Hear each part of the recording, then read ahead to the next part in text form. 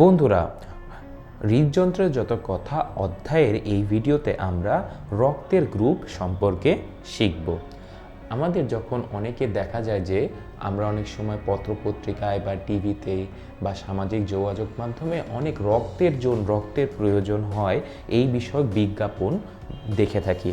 যে কারো যদি ধরো কোনো একজন ব্যক্তি কোনো কারণে একটা সড়কে দুর্ঘটনার সম্মুখীন হয়েছেন, কিংবা তার কোনো অসুখ, ডেঙ্গু জ্বর হয়েছে বা কোনো একটা রোগ হয়েছে যেখানে তার রক্তের প্রয়োজন বা তার অপারেশন হবে, তো এই জন্য রক্তক্ষরণ হতে পারে অপারেশনে, তাই রক্ত প্রয়োজন হতে পারে। এই ধরনের অনেক কথাই আমরা আমাদের জীবনে শুনে থাকি। তখন রক্ত চাওয়া বা রক্ত খোঁজা হচ্ছে এরকম একটি জায়গায় সবসময় একটা রক্তের সাথে একটা কথা অবশ্যই বলা হয়, রক্তের গ্রুপ রক্তের গ্রুপ বলা হয়, রক্তের গ্রুপ বি পজিটিভ, রক্তের গ্রুপ ও নেগেটিভ। এখন এই গ্রুপগুলো বলতে কিভাবে একটা রক্তের গ্রুপ নির্ধারিত হয় এবং এর প্রয়োজনীয়তা কি, এই সম্পর্কে আমরা আগামী দুটি ভিডিওতে শিখব। রক্তের গ্রুপ প্রধানত দুই প্রকারের রক্তের গ্রুপিং করা হয়ে থাকে। সেই দুই প্রকার গ্রুপিংয়ের নাম হচ্ছে, একটা হচ্ছে এবিও গ্রুপিং আর একটা হচ্ছে আরএইচ ফ্যাক্টর গ্রুপিং। অর্থাৎ রক্তকে দুই ধরনে এই প্রকারভেদ বা গ্রুপিং করা হয়ে থাকে। যখন আমরা রক্তের গ্রুপ বলে থাকি তখন দুইটা জিনিস উল্লেখ করি। একটা হচ্ছে হয় এ, না হলে বি, না হলে ও, না হলে এ বি, এগুলা, এবং আরেকটা হচ্ছে প্লাস অথবা মাইনাস, অর্থাৎ পজিটিভ বা নেগেটিভ। অনেকে বলা হয় এ পজিটিভ বা এ নেগেটিভ, বি পজিটিভ বা বি নেগেটিভ। এরকম তোমার রক্তের গ্রুপের শুধুমাত্র দুইটা তথ্য আমাদের লাগে। একটা হচ্ছে হয় সেটা এ, নাহলে বি, নাহলে ও, নাহলে এ বি, এবং আরেকটা হচ্ছে পজিটিভ বা নেগেটিভ। তাহলে এগুলো দিয়ে কী বোঝায়, চলো এই সম্পর্কে আমরা এই ভিডিওতে শিখি। তো এখানে প্রথম যে বিষয়টা আছে যে এ বি বা ও, এই লেটারটা বা বর্ণটা নির্ভর করে সেই রক্তে উপস্থিত অ্যান্টিজেন এবং অ্যান্টিবডির উপর। তাহলে চলো আমরা এই ভিডিওতে প্রথম গ্রুপ সম্পর্কিত অর্থাৎ এবিও গ্রুপ সম্পর্কিত আলোচনা করব। তাহলে অ্যান্টিজেন এবং অ্যান্টিবডি কি? অ্যান্টিজেন হচ্ছে দেহে বহিরাগত কোনো বস্তু বা প্রোটিন, যেটা আমাদের রক্তে প্রবেশ করলে শরীরের নিরাপত্তা ব্যবস্থা বা ইমিউন সিস্টেম সেটাকে শরীরের জন্য ক্ষতিকর বলে মনে করে এবং তাকে প্রতিরোধের চেষ্টা করে। তাহলে অ্যান্টিজেন মূলত হচ্ছে একটা বহিরাগত বিষয় বা বহিরাগত বস্তু বা প্রোটিন। এখন এই অ্যান্টিজেনকে প্রতিরোধ করার জন্য দেহের প্রতিরক্ষা ব্যবস্থা আমাদের রক্তে যে পদার্থ তৈরি করে তাকে অ্যান্টিবডি বলে। অর্থাৎ অ্যান্টিবডি তৈরি হয় অ্যান্টিজেনকে প্রতিহত করার জন্য।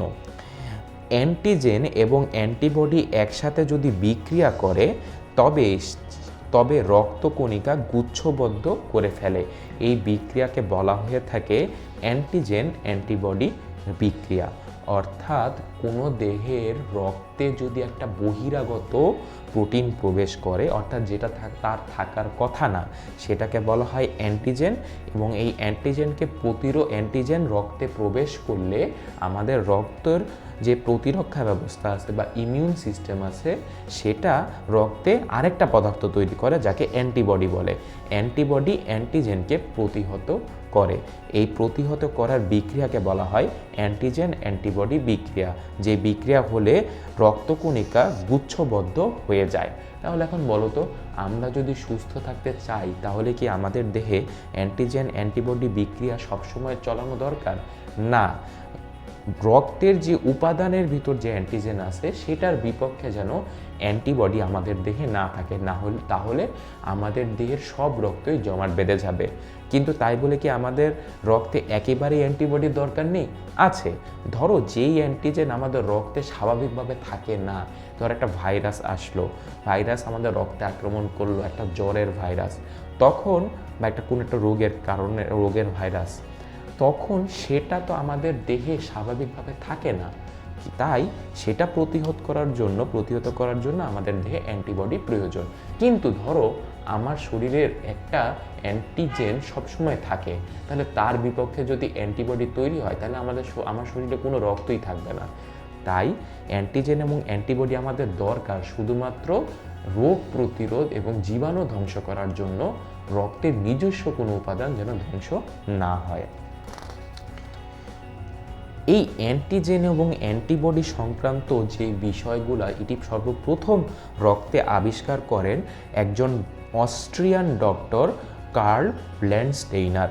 এই 1900 সালে এই ল্যান্ডস্টেইনারের যে আবিষ্কার, যে রক্তের এই অ্যান্টিজেন এবং অ্যান্টিবডি সংক্রান্ত আবিষ্কার, এই আবিষ্কারের কারণে বা ফলে তাকে পরবর্তীতে চিকিৎসা শাস্ত্রে নোবেল পুরস্কার দেওয়া হয়। এই কার্ল ল্যান্ডস্টেইনার মূলত রক্তের অ্যান্টিজেন এবং অ্যান্টিবডি সংক্রান্ত 2টি সূত্র প্রণয়ন করেন, যাকে ল্যান্ডস্টেইনারের সূত্র নামে পরিচিত। এই ল্যান্ডস্টেইনারের সূত্র আজ পর্যন্ত সত্য বলে মেডিকেল কাউন্সিল বা চিকিৎসা বিজ্ঞানে মানা হয়ে থাকে, এবং এই কার্ল ল্যান্ডস্টেইনারের সূত্র অনুসারে যে কোনো মানুষের রক্তে যখন প্রবেশ করা হয় সেটা সেই কার্ল ল্যান্ডস্টেইনারের 2টি সূত্র অনুসরণ করে নাকি সেটা অবশ্যই যাচাই করা হয়। 1900 সালে ডক্টর কার্ল ল্যান্ডস্টেইনার পরীক্ষা নিরীক্ষা করে আবিষ্কার করেন যে মানুষের রক্তের লোহিত রক্তকণিকায় 2 ধরনের অ্যান্টিজেন পাওয়া যায়। সেই 2 ধরনের অ্যান্টিজেনকে তিনি যথাক্রমে এ অ্যান্টিজেন এবং বি অ্যান্টিজেন নামকরণ করেছেন, এবং এই অ্যান্টিজেনের বিরুদ্ধে আমাদের রক্তের 2 ধরনের অ্যান্টিবডি রক্তের সিরামে পাওয়া যায়। সেই অ্যান্টিবডিগুলো হচ্ছে এ এবং বি। এ অ্যান্টিজেনের বিপক্ষে যেই অ্যান্টিবডি তৈরি হয় তাকে বলা হয় এ অ্যান্টিবডি। বি অ্যান্টিজেনের বিপক্ষে যেই অ্যান্টিবডি তৈরি হয় তাকে বলা হয় বি অ্যান্টিবডি।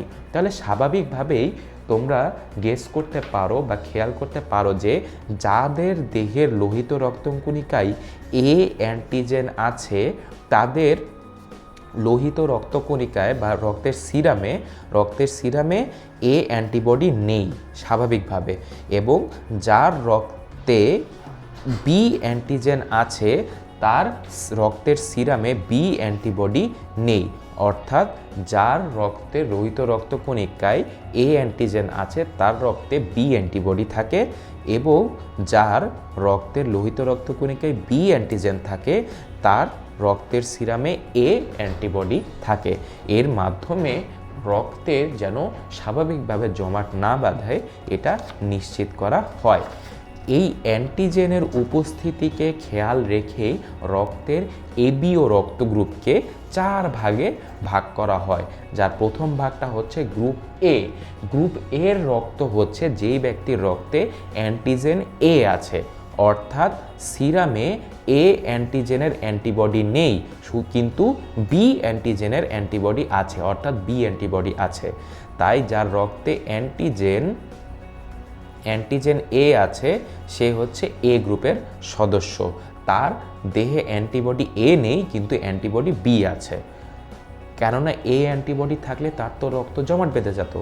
আচ্ছা, যার রক্তের গ্রুপ বি তার রক্তে বি অ্যান্টিজেন আছে, অর্থাৎ বি গ্রুপের রক্তের যার দেহে আছে তার রক্তে বি অ্যান্টিজেন আছে, তাই তার রক্তে বি অ্যান্টিবডি নেই কিন্তু এ অ্যান্টিজেনের অ্যান্টিবডি আছে।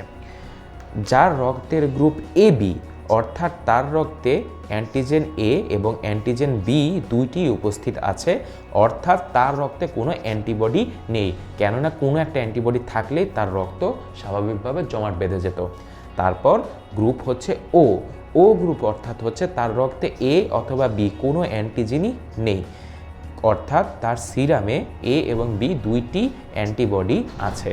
সুতরাং দেখা যাচ্ছে যে অ্যান্টিজেনের উপস্থিতির উপর ভিত্তি করে এই এবীয় ব্লাড গ্রুপ বা রক্তের গ্রুপ নির্ণয় করা হয়ে থাকে। কারো রক্তে এ অ্যান্টিজেন থাকলে সে এ গ্রুপের রক্তের সদস্য, কারো রক্তে বি অ্যান্টিজেন থাকলে তার রক্তের গ্রুপ বি, কারো রক্তে এ এবং বি 2টা অ্যান্টিজেন থাকলে তার রক্তের গ্রুপ এ বি, এবং কারো রক্তে এ ও বি কোনো অ্যান্টিজেনই না থাকলে তার রক্তের গ্রুপ হচ্ছে ও। তাহলে দেখো এখানে রক্তের গ্রুপ সংক্রান্ত একটা তাহলে সাধারণ সিদ্ধান্ত নেওয়া যেতে পারে যে যারা ও রক্ত বিশিষ্ট ও গ্রুপ বিশিষ্ট রক্তের অধিকারী অর্থাৎ যাদের রক্তের গ্রুপ ও, এদের রক্তে কোনো এ বা বি কোনো অ্যান্টিজেনই নেই। সুতরাং তার দেহে বা লোহিত রক্তকণিকায় কোনো অ্যান্টিজেন না থাকার কারণে সে একজন ইউনিভার্সাল ডোনার, অর্থাৎ সে অন্য যে কোনো গ্রুপের সদস্যকেই তার লোহিত রক্তকণিকা দান করতে পারে, কেননা তার রক্তে কোনো অ্যান্টিজেন নেই। সুতরাং কারো শরীরে যদি ওই এ অথবা বি অ্যান্টিবডি থেকেও থাকে, তাহলে এই লোহিত রক্তকণিকা দান করলে তার কোনো সমস্যা হবে না।